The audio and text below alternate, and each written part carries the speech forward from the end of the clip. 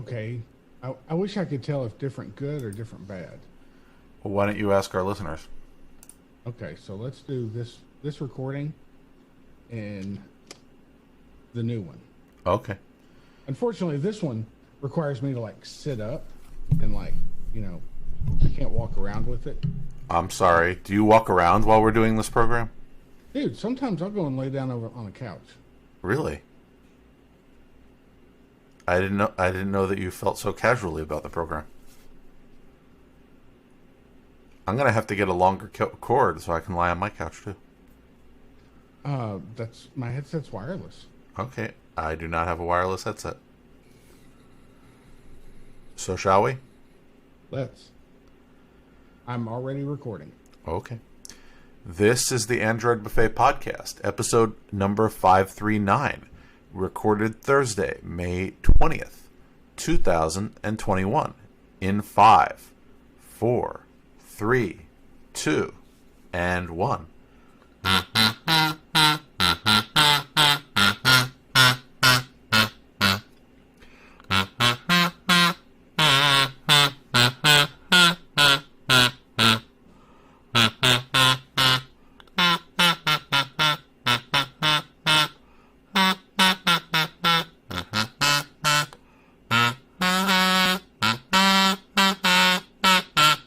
Dum dum dum.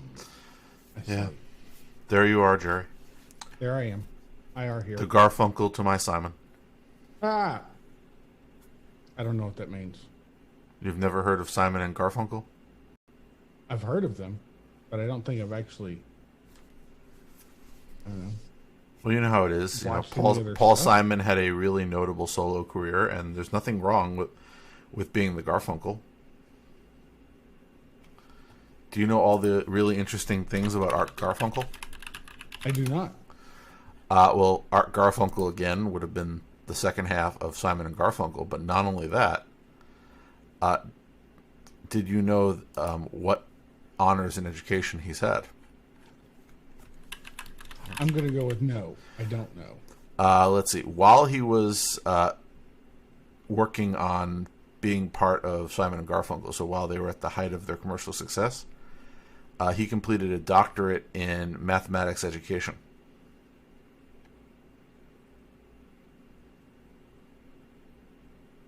So how many people do you know are in the midst of being part of a famous singing duo and simultaneously getting a doctorate? Well, I don't know anybody in the first category, so that limits my options for being in the first and second category. So I'm just saying that, you know, there's nothing wrong with being the Garfunkel of a group. Okay. Okay. Also, we got a comment that one of our live listeners does not hear a difference between your two microphones. Were we streaming live? Just for that second after when you did the example. Well, I guess that's actually kind of a good thing. Yeah. This is actually an XLR mic with like phantom power and preamp and stuff. Yeah, so is mine, but I'm hearing, you know, when I had the noise gating, you didn't quite hear the background noise.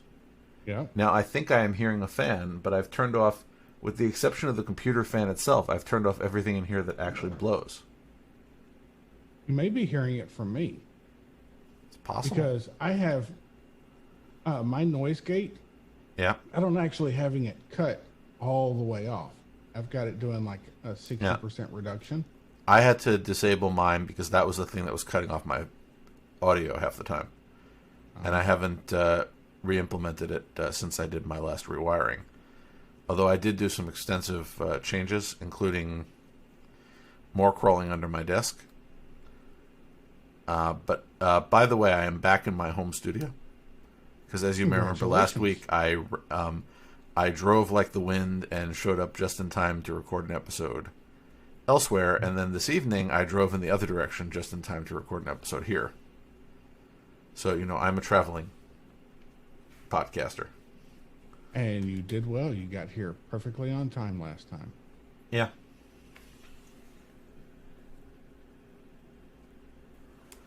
So, A lot to talk about this week. Oh, yeah. Yeah, well, things have been going on, so I didn't get a chance yet to actually watch the live keynote from Google I/O. I didn't watch it live, obviously, and I didn't watch the recording. I unfortunately had something that happened this week that took me away from that. I'm sorry to hear that. So am I. Or am I glad to hear that? I don't know. It took you away, but is it a good thing or a bad thing it took you away? I don't know. It would be a bad thing. Ah. You got arrested for trafficking in cocaine, right? No. Regrettably, a family friend passed away. Oh. And I found out about that, and the funeral was yesterday, so I think these things happen, but again, it's always sad when they do. So I'm sorry to hear that. Just makes you think. But I did take some time to make sure that these show notes were detailed, so I did read through a lot of articles, even though I didn't get a chance to watch the video. So here are some interesting things that came in. I do also want to report that we did receive some feedback suggesting that we might consider including the fact that we've diversified the show in its name. Ooh. So I can't necessarily disagree with the idea that if you tune into a show called Android Buffet and you hear less Android, that might disappoint you. So it is certainly feedback that I understand we should discuss. However, this week we're going to have a lot of Android. So there should be no... We're going to have a lot of Android. So there should be no concern that we will under Android. Some weeks, again, Android news can be slower. So Android has over 3 billion active devices. 3 billion with a B. Yes. Big B. Yes. Which is just... And they announced 2.5 billion in 2019. So 500 million have been activated since 2019. It's still a lot. Yeah. It's like almost 500 million. Yeah, so if we spent every week just talking about one Android user, we could have, fruit for enough episodes to last not only our lifetimes, but the lifetimes of many other people. That'd be like a gazillion years. And that's even if we did like a daily podcast. Yeah. And also we'd have to get to know all those people. That would be scary. Yeah, very overwhelming.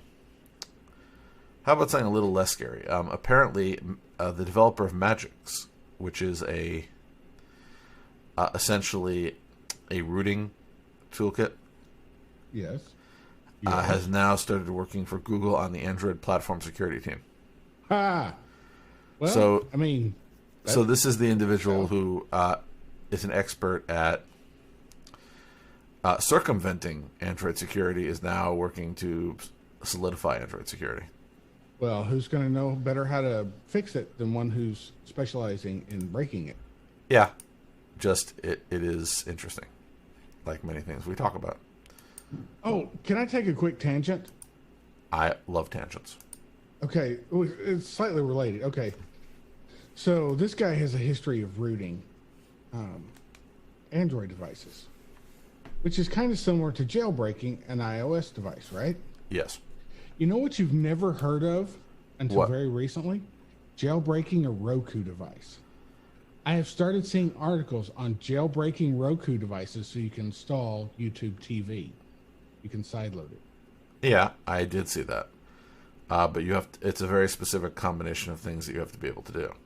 I know it's not ready for the mainstream, and there's some issues with it, but it's fun that it started. Yeah, the alternative solution is to switch to Android TV, but I hate switching all my devices when I'm in an ecosystem.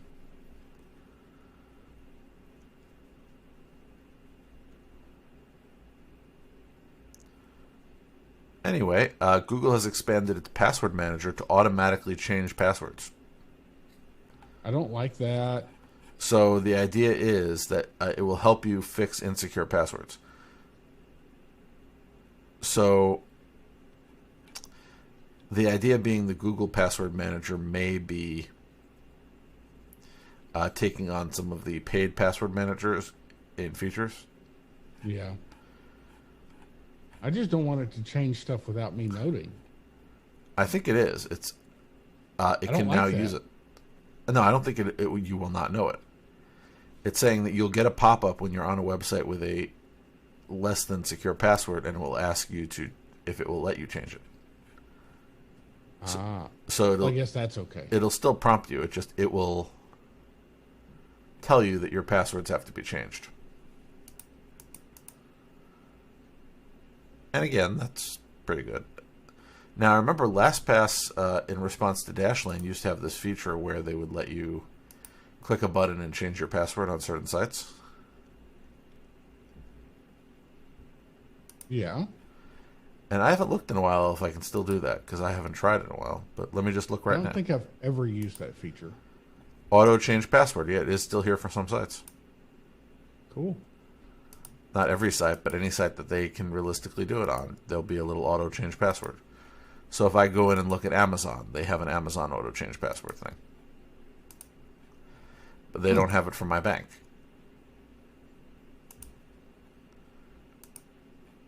So again, it's a matter of what they can do. And Google is very good at certain types of automation. So I guess they can do it for more sites. Woo! Yep. They even came out with this blog post. More ways we're making every day safer with Google. Putting you in control of your data. Quick delete and search. A password-protected locked folder in Photos. Location history reminders in your Maps timeline. Building products that are secure by default. The ability to import passwords from other password managers. So they're making it so you could migrate from LastPass, which is a very good move if you're trying to capitalize on people being annoyed with LastPass lately. Yes, but if they want to make it really useful, they'll make it easy to migrate to LastPass. I find it relatively easy. You export it into a CSV file and you import it. And that works okay? Yeah. Oh. I did that recently for my mother when I finally talked her into using LastPass. Around the time that they were convincing people to leave by adjusting their policy, I was giving them more money for a family plan, so I would finally be able to convince her to change her passwords. Cool. Which, to be honest, I do not think are secure, being an objective outside observer. I know everybody now is going to go hack my mother, but now she has LastPass and her passwords are more secure, so hopefully now that will be harder. I suspect it will be harder. Yeah, but, I hate to go through the stereotype that, people in technology say that, you have to create technology so easy that even your mother can do it. That's overgeneralizing people's mothers. It is not overgeneralizing my mother, who does fall into the category of having to be pushed into certain technologies. Just think. One day when they talk about technology so easy that Dad can use it, that'll be you. I don't know about that. You. Remember, I'm the single guy in this pairing. That could be you. It probably will be me, because I've already noticed that there's technology now that I just have no desire to figure out how to use, like, social media. How many years before you're eligible to join AARP? A lot. I don't know. What is that, 60? Give or take. So, 15? Decade and a half? Okay. About as long as we've been doing this podcast? Maybe we'll still be doing it. I remember in my day when you had to touch the screen. You couldn't just look at it. Well, we can add to the title of the show. It can not just be the Android Buffet. It can be the Android Early Bird Buffet.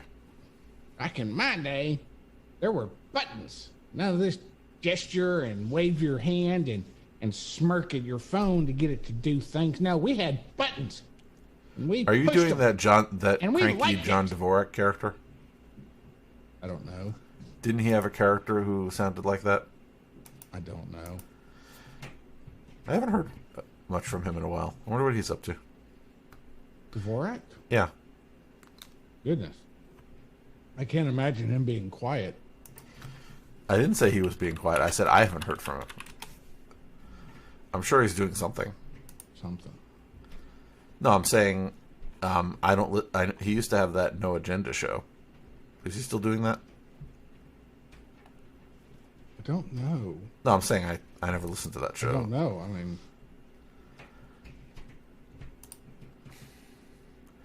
yes, apparently he is still doing that show. I just haven't been listening to it, so that's why I haven't heard much from him. I used to read his articles. Anyway, moving along. The Android 12 beta was released. So this is the reason why I wanted to watch the video as opposed to reading people's reporting on it so I could see some of these features. So I just had to look at some of the pictures. So I looked at the official Google blog post on blog.google, and they did show a lot of things. Personalization, so a lot of the color schemes and palettes can now be better customized, and this is something that was talked about for a while, that you could set a color scheme for the entire OS. I like it. And they have a new design language that's an extension of Material Design called Material U. Material U. Yeah, I'm not sure I like the name, to be honest. Are you sure that doesn't stand for Material University, where you figure out how to use material? I feel like that used to be a thing. So, again, designers across Google from hardware, Android, and app teams came together to respond to this challenge, asking themselves, what if form did not just follow function, but also followed feeling? Material U explores a more humanistic approach to design, one that celebrates the tension between design sensibility and personal preference, and does not shy away from emotion. Oh, gag. Yeah, I'll concur on that. But I understand the idea of them saying, yeah, we had a design, it had a color scheme. We've decided that you might not like our color scheme, and our new Material Design version allows you to customize the color scheme, and everything will follow that. It'll still be the same design language, but again, you can tint it. They also added more fluid motions and animations, redesigned system spaces. So that would be, they played with the notification shade yet again. And those, I honestly, man, I think they look nice. Yeah, I look forward to it. I'm not going to install the beta because I'm not really a beta installer type person. Remember when we used to be? Yeah, now we're old and don't do things like that anymore. Yep. No, the thing is that Android is so mature that there's nothing that I'm waiting for that I can't continue to wait for. It seems to we've made it to refinements. Yeah, and I'm excited to see them. I'm just not going to saddle myself with a possibly buggy, incomplete version to do it. So the quick settings space now apparently has Google Pay and Home controls. I don't like it. Again, the new privacy thing. So they have a privacy dashboard, including the ability to know when apps are accessing the microphone and camera, and you could toggle it and essentially very quickly turn off their access to those systems. Good. So this is one of those, again, informational things where you can see, well, who's using this thing that I gave it permission for? Maybe I don't want them to. Let me go shut it off. They continue to iterate on live caption, now playing in Smart Reply, which are all done on device. That's, well, again, that's the other on device part of it. They call it, the private compute core, which is again but you have the whole concept of edge computing. Why do I have to send things to the cloud to be processed when it'll be much? I'm not talking about privacy. It'll be much faster if I do it locally. I talk about this all the time with my lights. Why do I have to? In most of these systems, the design is I tell a light in my house to turn on, and a signal has to go from my house to the internet and back to my house in order to get that light to turn on. Back in my day, we didn't have cloud computing. Back in my day, we had computers in the house, and they had fans, and they were loud, and they were powerful, and they did the things that we wanted. We didn't have to ask permission from this internet guy thing. Grr. Yeah, definitely you sound like John Dvorak. Anyway, moving along. Google apparently is working on allowing you to seamlessly integrate devices. So things like pairing your devices with one tap, turning on your TV to find entertainment faster. So they're building remote control directly into your phone. So they haven't updated the Android TV remote app, which has been present for Android, to work with some of the newer systems. They're just going to build it in. So your OS will have remote control capability essentially as part of its standard complement. They want you to be able to move between your phone and your Chromebook with ease, including Wi-Fi sync, smart lock, and the phone hub that allows you to manage your phone from your Chromebook. They want you to be able to unlock your car with your phone. So they want your phone to be... Hey, I can do that. I know, but they want to make it easy for more people to do that. So they want to make it so that your devices are all integrated together. So at that point, pivoting a bit, Google and Samsung are going to merge Tizen and Wear into a single unified platform. Oh. And I thought you would feel strongly about this because I know that you left Wear for Tizen. Yes, and I like my Tizen. But your Tizen is not dead. I kind of like this because it's, the number of people who develop for a watch is not a big number. So having to split those people up into Tizen and Wear, then for any given platform, whichever you choose, there are fewer people. Whereas if they combine their strengths and powers, then you get the full range of developers. Yeah, and according to what Google said on the subject, they made apps start up to 30% faster on the latest chipsets. They work to optimize battery life. That's never a bad thing. They are saying that it will be easier for developers to build great apps, and device makers will be able to add a customized user experience on top of the platform, as well as developers using existing Android tools to build for the platform.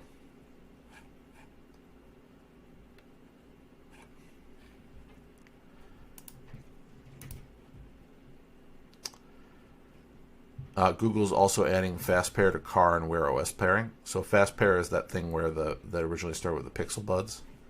Right. And other companies expanded where you can quickly connect to nearby Bluetooth devices when they come in contact with the first time without having to go into the Bluetooth section and scanning and pairing.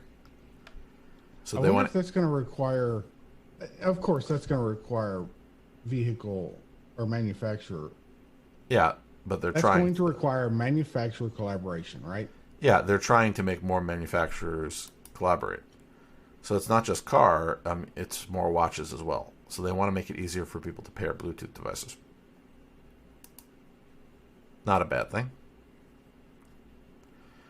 There is a great article from the Android developers blog about what's new for developers that came in at I/O. So it's not just the design update. Apparently there will be a new version of Jetpack Compose, which is their UI toolkit. Essentially, there's a beta release of the newest version of Android Studio, which is an IDE for Android. Yep. Kotlin is now the most used primary language for professional Android developers. So apparently 80% of the top 1,000 apps and over 1.2 million apps overall use Kotlin. That's awesome, because Kotlin is way better than Java. It's just syntactic sugar over Java, but it's really good sugar. Yeah, and again, they've done other things like improving the Wear developing experience with new APIs. And they are trying to improve people's abilities to code for larger screens like tablets, Chrome OS, and foldables. So they've done some enhancements on the support tools for that. Now that's what's new for developers, but they also wrote an article about some of what's new in the beta. We talked a little about the UI, but they also redesigned the widgets. Whoa. It's been a long time since they did anything with widgets. Yeah. I'm really looking forward to a better clock widget. Dang it. Yep. Smoother audio transitions. So audio focus, when an app loses focus, its audio is automatically faded out and in order to prevent apps from playing over each other. They've made performance increases. So they've reduced the CPU time. Significant changes for core services by 22%. That's incredible. Yeah, and power efficiency by reducing the use of big cores in the system to 15%. Wow. Let's see. Lock contention by up to 92%. Lightweight caching, improved latency over 46 times in targeted calls. App load times, especially on low memory phones. For example, the Google Photos app now launches 34% faster after moving away from notification trampolines. See, I know these words individually. I have no idea what a notification trampoline is. I'm actually looking that up because that's one I don't know either. Notification. Okay, so here we are. When users interact with notifications, some apps respond to notification tasks by launching an app component that eventually starts the activity that the user finally sees and interacts with. This app component is known as a notification trampoline. In other words, now in Android 12, after the user taps a notification or an action button within that notification, it cannot call a start activity inside of a service or broadcast receiver. So essentially, you interacting with the notification shouldn't start the app revving. Cool. If I understand correctly. That's good, man. App hibernation. So Android, we launched permissions auto reset last year. And over the last 2 weeks, Android has reset permissions for over 8.5 million apps that weren't being used. So apps that people have forgotten about still can't access data. So they're building on that by intelligently hibernating apps that have gone unused for an extended period to optimize storage, performance, and safety. Hibernation not only revokes permissions, but it also force stops the app and reclaims memory, storage, and other temporary resources. I can see that being useful for a large number of applications, especially those that you just install once and then forget about. Yeah, and hibernation... I worry about things like Tasker. Should be transparent for most apps, but if needed, direct users to settings to turn off the feature for this app. So you can, like battery management, you can say this app should never hibernate. Don't you hibernate my app. Nearby device permissions. So previously, Bluetooth scanning required apps to have a location permission, which was a challenge for apps that needed to prepare with devices but didn't need the location permission. So they're now allowing apps to scan for nearby devices without needing to know the location. They can use a new permission to do so. And I would have to agree with that. Why is it that Bluetooth requires location? I think it's because from Bluetooth scanning, you can derive location information. Yeah, so essentially they're adjusting that. So Bluetooth scanning will only allow you to scan for nearby devices. It won't get you any more information.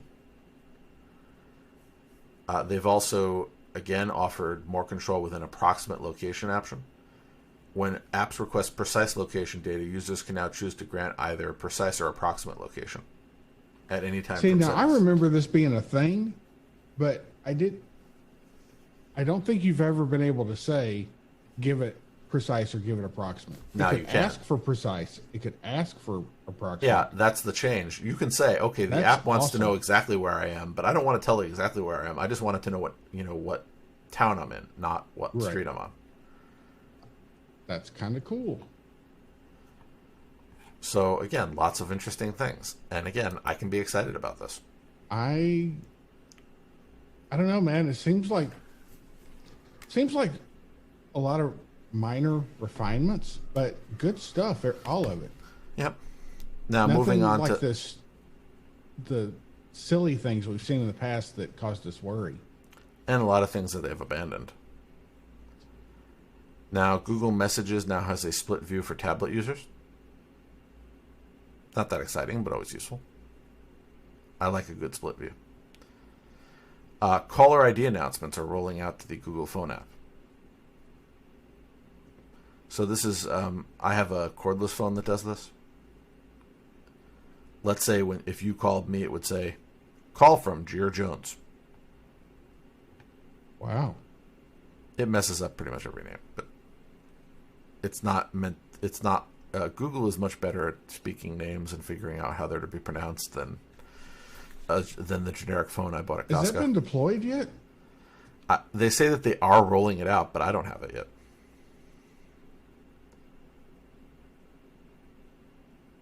And I already mentioned the locked folder for private pictures. Holy crap, I've got it. Where is it? Let me check and see if it's in mine. Okay, so when you go there and you've got that search bar at the top. Yeah.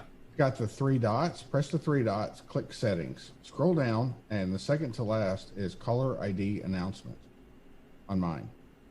I don't have that yet. The second to last on mine.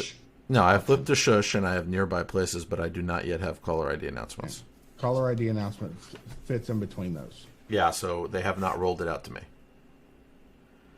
They like Guess you more. Who's special? Guess who's not? I can live. No one calls me. Actually, no, I did get a strange call from New Jersey today. So somebody I didn't expect to call me actually called me, and to my surprise, it wasn't spam. I had that same thing happen today. It was what weird. You've been more people call you who are spam than are not, so you started assuming people calling you must be spam. Yeah. If it doesn't show up in my, if it doesn't show up with a contact name, then I assume it's spam. But today I got a call from somebody who had never called me before, and it wasn't spam. Same thing for me. Somebody I had spoken to before, but they were calling me from New Jersey, not from their usual phone, so I didn't have that number in my phone. Were you suspicious? I was suspicious. I was suspicious, but normally I would do the Google call screening thing. Yeah. But I was driving, and you can't actually do trigger Google call screening while you're driving. Really? If there is a way to do that, somebody should tell me. But it only gives you the answer or hang up button on auto, which surprises me because one would think during an auto thing you would also. I guess they figure in the car you have time to do your own call screening. I guess. Yeah. Anyway, I don't want to do my own call screening. But again, it may just be a feature they haven't thought of. All of the Google engineers who listen to this program every week, get on that. Google Maps will now suggest alternate routes to avoid places where they detect a lot of individuals braking. So they're teaching maps to forecast when people are hitting the brakes, and then they're going to route other people around it. That's odd. Why? It's, again, bumper-to-bumper traffic or, a lot of slowdowns and potential accidents versus an equivalent route that would take you without that. So they're trying. This is part of we're going to make your journey more fuel efficient. To some degree, yes, but it's not the only thing that they're doing it for. They're saying that they have the potential to eliminate over 100 million hard braking events in routes driven with Google Maps each year. Oh, okay. So if there's like a section of the road where it's common for people to hit their brakes really hard because, I don't know, there's a blind driveway or something. Well, you also, I'm more thinking like this afternoon I was driving back here, and I know that there were several places where there were slowdowns, and I had to do a lot of bumper-to-bumper driving. So, move a little, hit the brakes, move a little, hit the brakes. What if there was an equivalent route that's longer that would take the same amount of time, but you would be driving continuously? Would that not be a better experience for you? Oh yeah, I do that. And essentially eliminate the possibility of a car crash. With you I often take a longer route if there are fewer red lights or I would do, even if that took an extra minute or two, it would be a better experience for me. I wouldn't go out of my way by half an hour, but they're also using AI to go beyond driving. So beyond. Yeah. Driving. So apparently they are analyzing how to figure out where the crosswalks are, because apparently in different cities the crosswalks are painted differently. So to account for that, they have to know what crosswalks look like in every city and be able to identify them on the map correctly. Woo! Well, again, I'm not sure if you use Google walking directions. No. So once they have a model trained in a city, they can expand it to other cities. So apparently the sidewalks, curbs, and traffic lights look similar in Atlanta and Ho Chi Minh City. The same model works in Madrid as it does in Dallas. So they're using it to identify more elements of a map for your convenience. That's kind of interesting. They're also adding tailored map suggestions. So tailored map suggestions would be, they essentially know what time of day it is and other information, and will customize your map. One of their examples happens to be if you live in New York City and open up a map at 8 a.m. on a weekday, we will feature nearby coffee shops instead of dinner spots. And if we determine that you're not in your home area, we're going to show you local landmarks and tourist attractions on the map. So what they choose to emphasize on the map will be based on their analysis. So they're trying to give you more contextual information. They're also, because right now people care a lot about what areas are busy, they are going to show you on the map displays of how relatively busy an area is. So if you want to go somewhere without crowds, you can see where the busy places are. How do they do that? Well, let me ask you a question. If everybody has a GPS tracking device that they have in their pocket, yeah, and they're all running So Google true. Maps, yeah. So everybody complains about privacy, but look at the potential advantages if you balance that out. And Sure. nowadays, social distancing aside, there are plenty of times where I would like to avoid the crowded part of town that have nothing to do with social distancing. They have to do with the fact that I don't like being in crowds in general. I wonder if it could be like a riot detection It could, mode. but my best why I would want to avoid crowd example is probably Disney World. I'm sure that's just always busy. Well, no, there are all these sites and things that would tell you, okay, well, this ride isn't busy, go over there first. This ride has a line. You can put that one off until later when it slows down. It's a microcosm, but it's the same essential idea. If you're trying to plan a route through a city and see, let's say you're a tourist and you want to see things, you don't want to go to the crowded place now. Maybe you want to go to the less crowded place and you'll come back and try the crowded place after it might die down later. So it allows you to plan your trip more effectively. Nice. Now that Google has recommitted to Wear, they are adding a YouTube Music app to Wear. So even though they switched from Play Music to YouTube Music last year, they never actually created that app. So now they are. Can I get a Wii?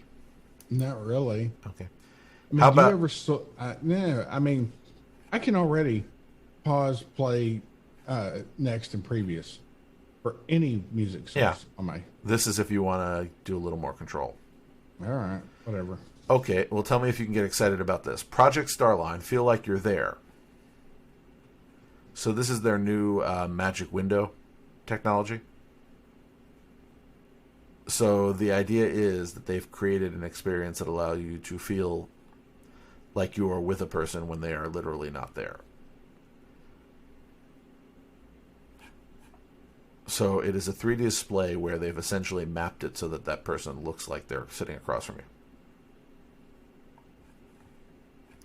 Now, if you look at the picture, Wow. if you look at the picture of this, this is not something you could necessarily easily do in your house without a lot of equipment, though, Right. which is a shame. But eventually, they may get there. Would you hang a magic mirror on your wall that allowed you to talk to a person and made you feel like the person was in the room with you?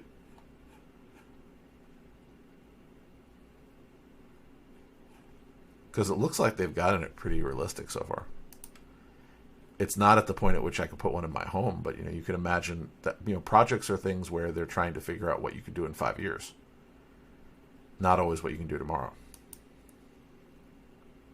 It's kind of wow. That's I think it's wow. I think it's This something is- that Google Okay, so those of y'all who are listening, Go Google quickly. this Project Starline. It's impressive. I mean, now it could be just tricks of video, and maybe the person is actually there and they're just saying they're not. I don't know. Maybe it's a window. Who knows? But it's really impressive. Yeah, they're essentially using a system to create a sense of volume and depth that can be experienced without any hardware. Not without any hardware in the room, without any hardware that you have to wear. So the person you're talking to looks like they have depth, and the sound feels immersive. So it feels like they're sitting across from you, even though they are in reality not, and it's really a screen. So it's an enhancement to the video conferencing experience. It's certainly timely when fewer people are traveling. And I can understand why people are thinking about that. But it's also good because you can't always go somewhere.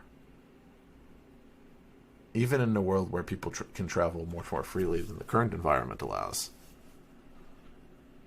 people don't always want to go somewhere to feel close to somebody and to feel like they're having a conversation. And I think after the fact that we've, as a world, curtailed travel a lot in the last year or so, I think people are getting sort of fatigued with the way that Zoom works, which is, again, a very flat experience. So I think Google is being very timely in working on this. I mean, we're probably still a few years off, but still. Well, again, cool. it's an experiment where they're saying we can do this in an office, and if we keep iterating on it, eventually we'll be able to do it for the consumer market, or maybe for offices. So like Soho and above level. So not necessarily something everybody can afford in their house, but the same sort of people who can afford a home theater system, maybe. Here's one that, again, a little off the Google-y path. System 76 essentially has launched a keyboard. And I have mechanical keyboards are nice. Yeah, but I have a keyboard thing. That I've talked about keyboards a lot over the years on the show. And if this keyboard had a much smaller list price, I would consist it. It's a little more than I'm willing to spend. $285 and for the base model. Yes. So this is a configurable mechanical keyboard with open source firmware and an open hardware design. So you can find everything you need to build or modify your own in a GitHub repository. So it's a premium device that's manufactured in a facility in Colorado. It's available with essentially high-quality mechanical switches, a compact 10-keyless backlit design, a software utility that lets you remap keys so you can make any key act like any other key. It's based on QMK, so... Okay. Yeah, you can make a caps lock work like an... You can set a custom function for left or right space bars, since it's split into 2 keys. And unlike other systems, it's saved to the keyboard itself. So you can... Once you configure it, you can plug it into any computer. And there are other things that do this, but this is a really nice keyboard. Yeah, but it's like a 60%. No, it's a 60%er. Or an 80%er. It's still a nice keyboard. It is. I'm not a big fan of the layouts. Yeah, like but traditional layouts, but all these features. Solid. You can add keyboard layers, allowing you to use the same keys for multiple purposes. But again, it looks like it is a very nice device. And as I said, I have this thing about keyboards. It's like, wow. No, I get it, dude. My keyboard is stupid. Full-on mechanical custom. Yeah, I get it. Keyboards are, they're the things you touch. Yeah, and again, since this is an open source design, they could make one that's full-size. They could make different layouts. So I just think them getting into this sort of, what if we iterated on the concept of a keyboard? Very interesting. Obviously, this is not for everybody because who's going, in large numbers. If you're an obsessive keyboard user, you might pay $285 for a keyboard. Oh yeah, yes. But I thought between 100 and 200 was the range for people who really want a very durable and long-lasting keyboard. And my keyboard purchases are usually in the $70 to $100 range, so I'm on the cheap side. If you want to go really crazy, though, yeah, for keyboards, check out the Moonlander. I might. At the moment, I forget what the name of this keyboard is, but you hear my clicking, and my love of a good keyboard. It's a split columnar. Ortholinear with thumb pads, and it's not cheap. It's $365, but one of my coworkers has transitioned to it, and he raves about it all the time. Okay. By the way, in our chat, one of the feature suggestions for Google Maps is that a feature to allow Google Maps to route around high crime areas, which is theoretically possible. I don't know about you, but occasionally Google has taken me through some neighborhoods I'd rather not go through that are not the nicest parts of town. Although, admittedly, just to be honest about it, there may be some problems with optics on that. Optics? Well, there are people who will read a lot more into everything. And there are some people who will say that Google doing that is elitist or something of that nature. I don't really believe that. Not wanting to go to a not so nice part of town is not a social statement. But again, just to be fair, there are people who probably say it. Moving along to home automation, Hue will be supporting the Matter standard. So if you have invested in the Philips Hue ecosystem, you don't have to worry. On broadband, which is another topic that we talk about a lot here as a secondary topic, ISPs are claiming that broadband prices are not too high in the United States, and apparently the current administration does not believe them. Well, duh. Well, that's sort of the thing. Previous administrations, being more pro-business, have accepted the ISP's statements of this. But the current administration has noted that the rest of the world, internet costs a lot less in the United States and you get a lot more. So they would sort of like these companies to explain to them why that makes sense. So they're not doing anything. They're just, at the moment, they're shining a light on it. The cable lobby has apparently cited a lower price per megabit. It's a solid, legitimate, and not just a little, but by a lot. Yeah, but that's not an indication of anything. Most people, when they're selling broadband, they sell it by speed. They do not sell it by usage. That would only be so all that says is that people are using more data. It doesn't say anything about the speed, which is, again, the metric by which broadband quality is sold to consumers. What? It does. It's megabit per second. They're saying it's 28.13 to 64 cents. Right. So megabits per second. It's not usage. It's available bandwidth.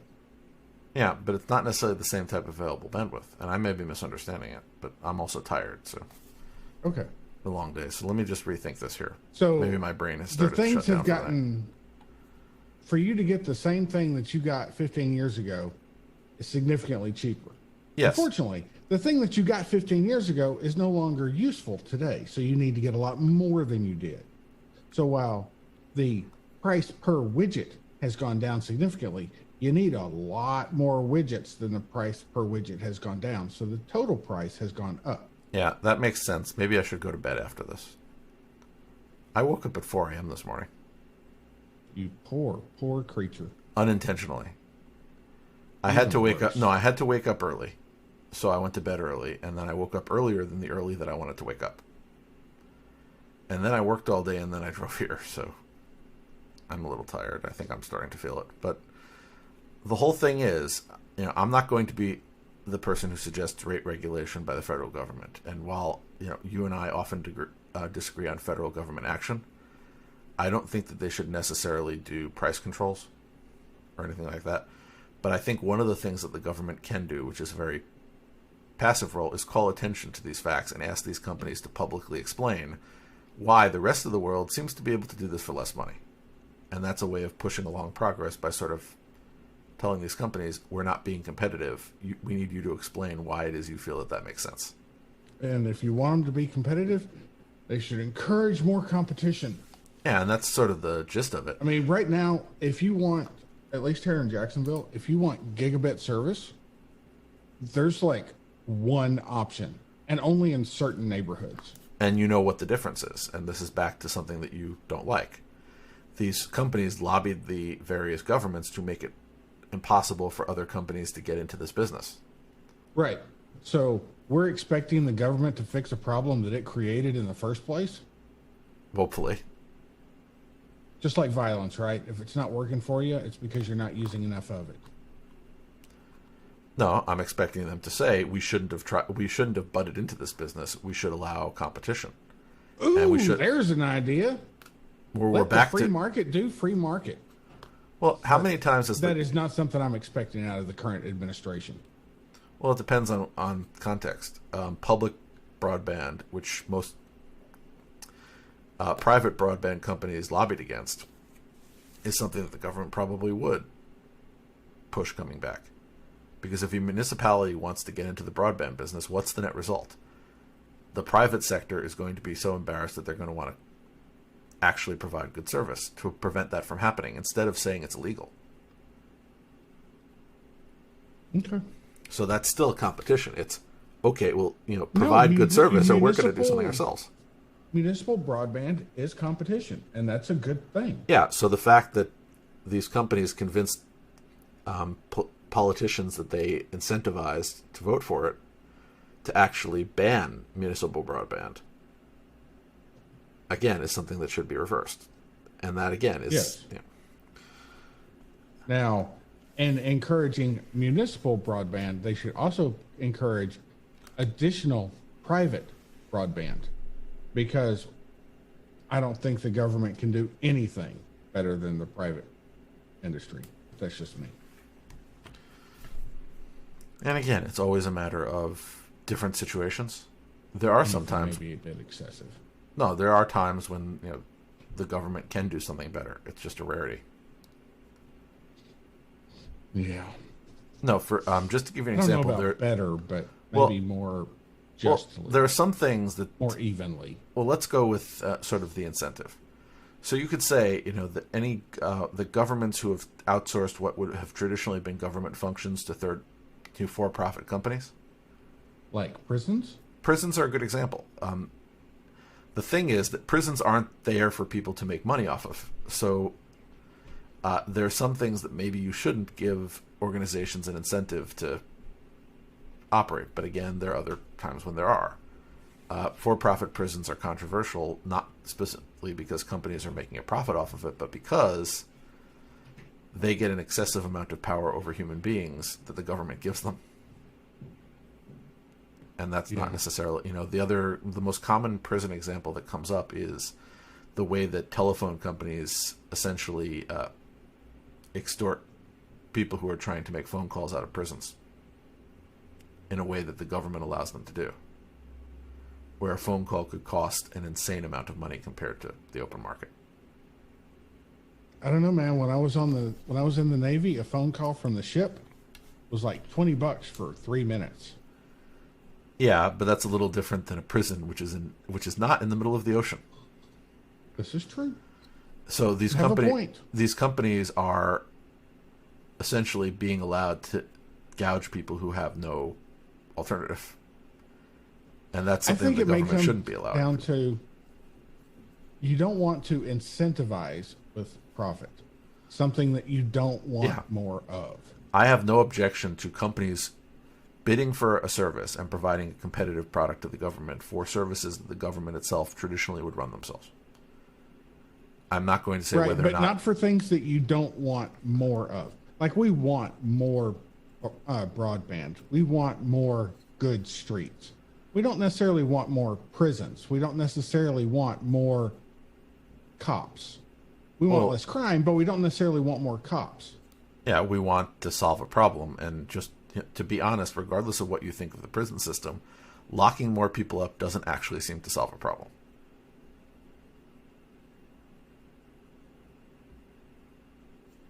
It does not make the world a better place. I'm not saying it isn't necessary. Far too many things are actually crimes right now that will result in prison sentences. And there's also the question of how effective prisons are. Essentially, it's just, if you commit a crime, we're going to put you in a place for it. What do you mean how effective prisons are? What's a prison's job? To keep a person away from the general public. They seem pretty effective at that. It depends on whether or not you feel that's their job, or you feel whether or not it's a job to keep somebody away and change them so that they are ready to actually be part of a mature society.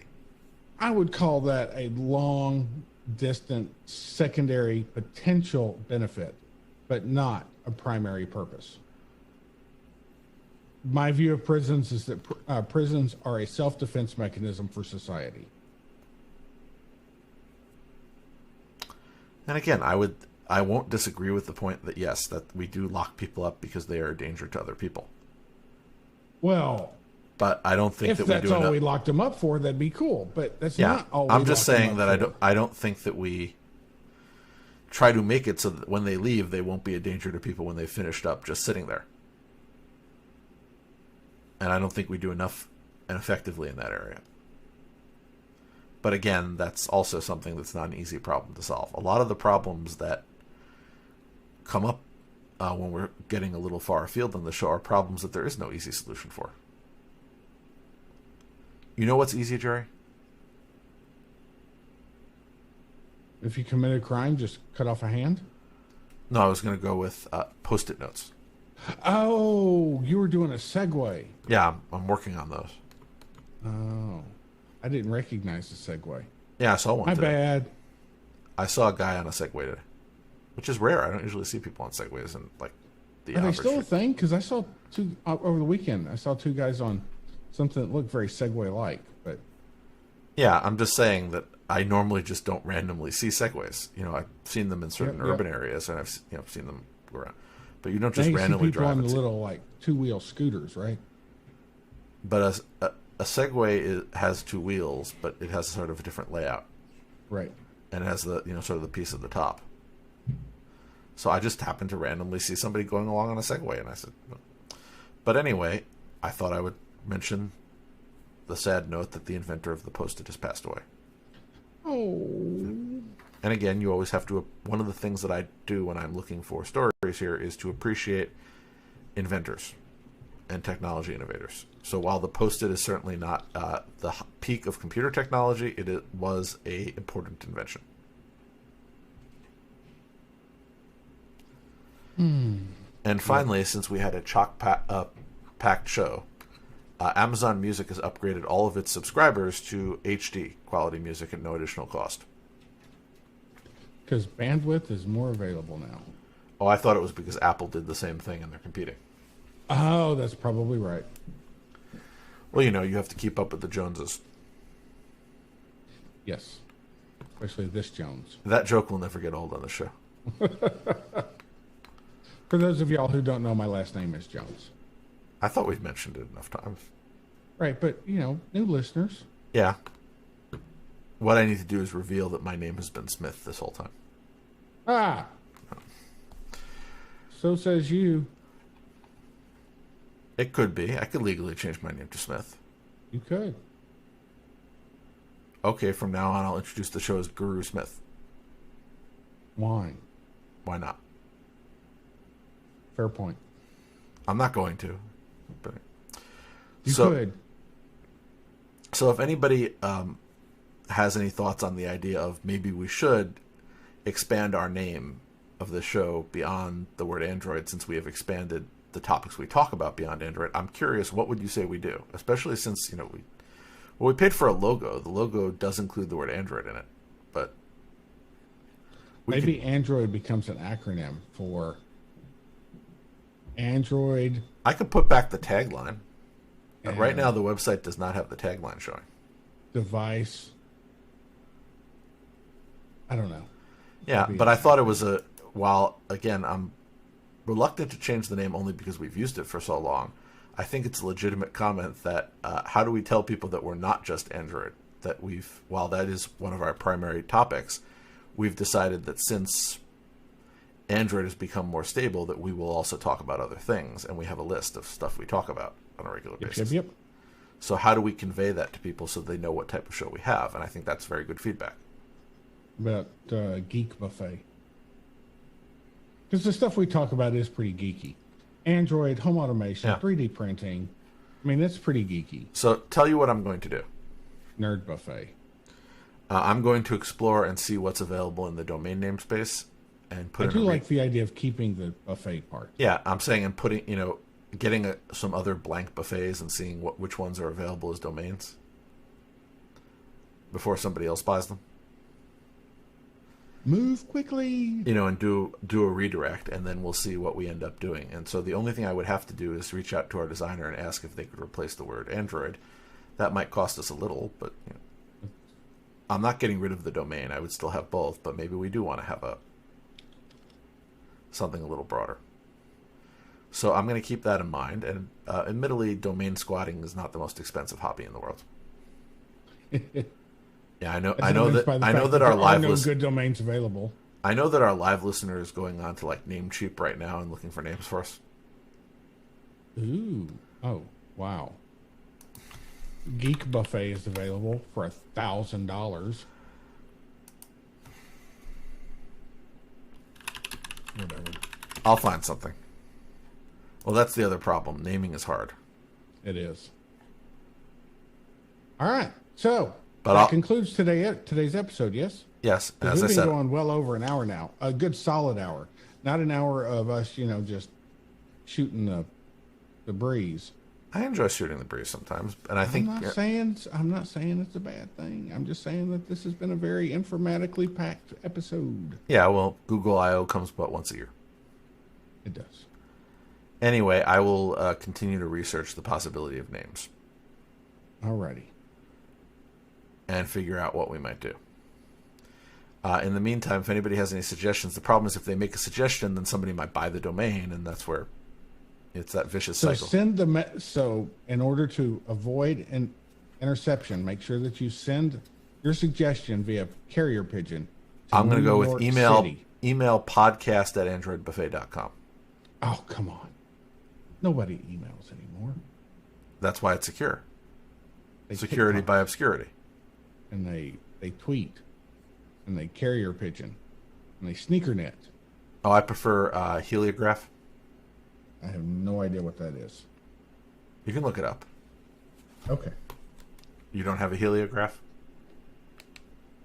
It sounds like a record player. No. Okay. Anyway, shall we adjourn for the evening and let all of our listeners enjoy the rest of their evening? Or if they're listening in their morning drive time, the rest of their morning. Ooh. I would agree. Yes, let's call it a shot. Let's call it a show. Let's call it a day. Let's call it a night. Let's say goodbye. Goodbye. Goodbye.